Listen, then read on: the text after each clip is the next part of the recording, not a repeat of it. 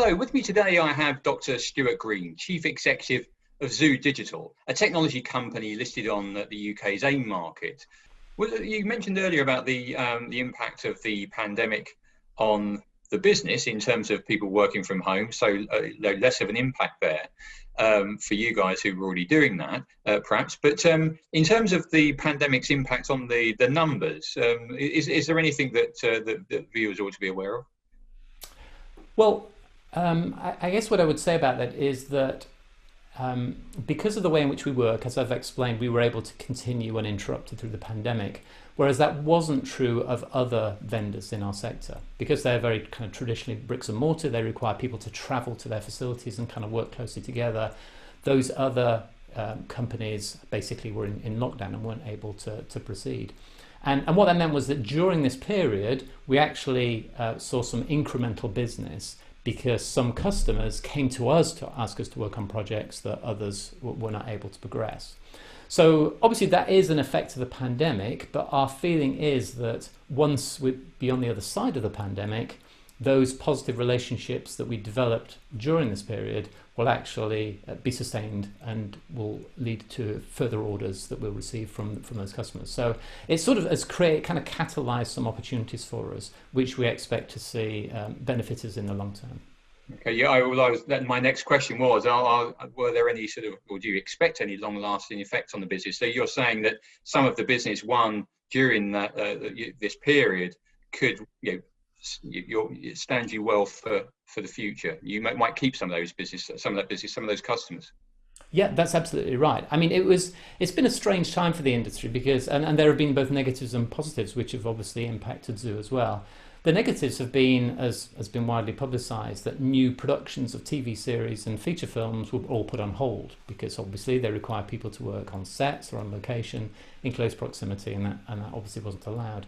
So there's been very little produced by the way of new content during this long period, and we estimate that the hit to us that we saw during that period was probably approaching $10 million.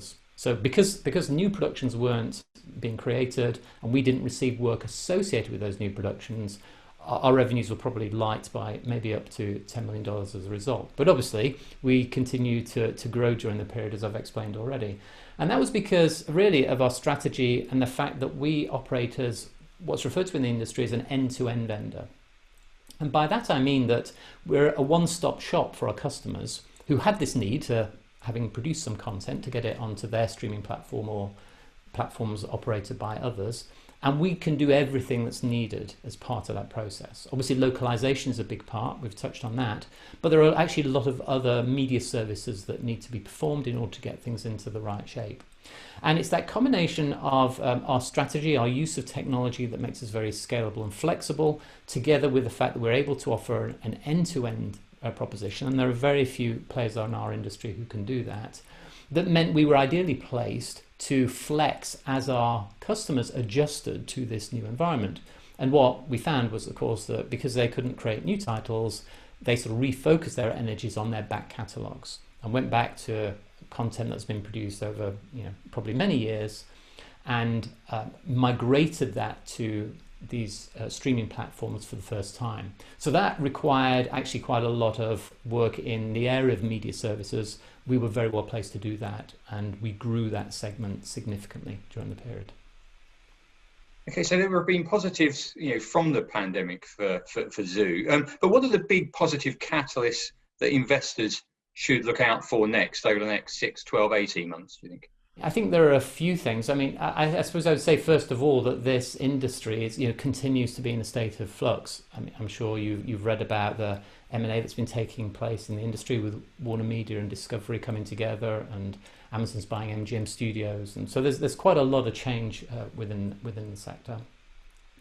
And you probably also read about the fact that over the course of the last 18 months, 4 or 5 major US media companies have launched their own streaming platforms, their so-called direct-to-consumer platforms.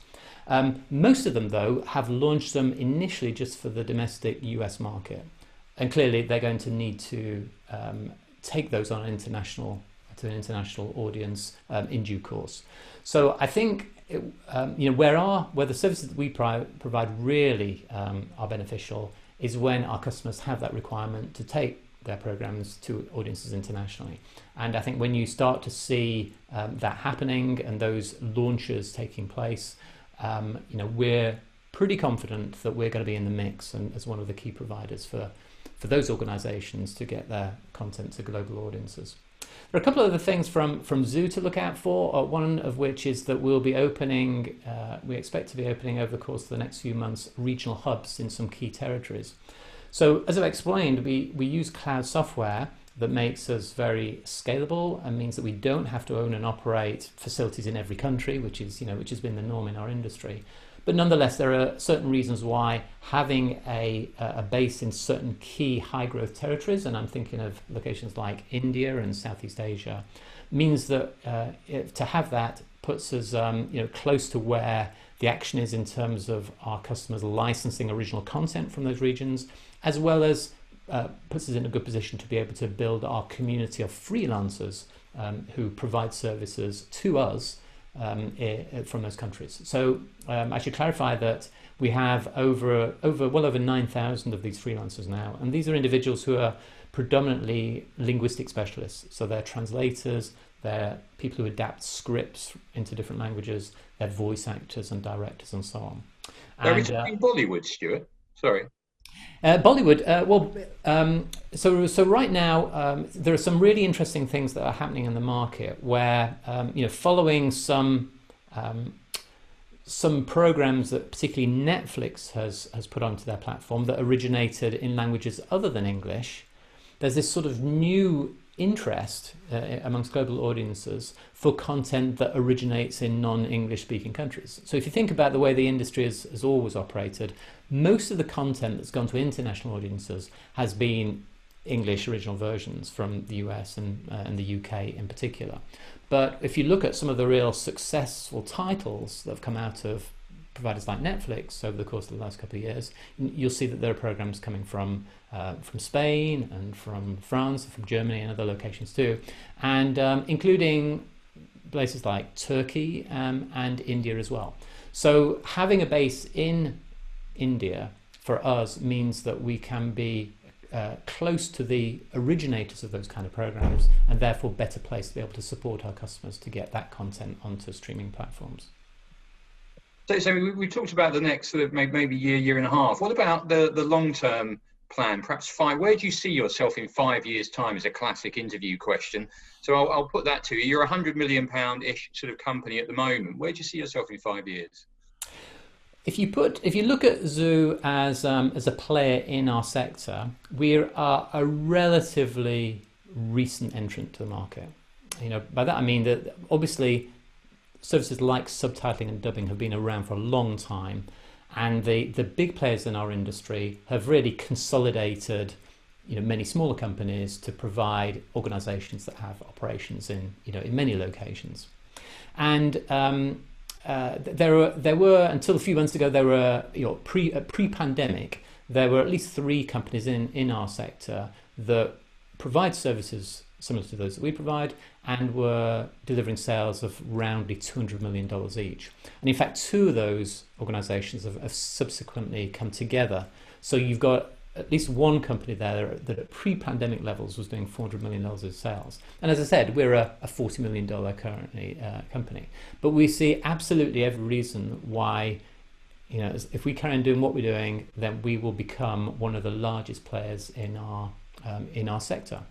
And we've already set out for investors our plans for a medium-term aspiration to deliver $100 million of sales, and we can see a very clear route to achieving that. But that is really a milestone. It's a very kind of important and clear milestone. It's $100 million, nonetheless, it is a stepping stone on a journey, and we're very confident that we will continue to deliver growth for this business and be a leading player in the sector. Dr. Stuart Green, Chief Executive of Zoo Digital, thank you for joining me today. Thank you, Lee.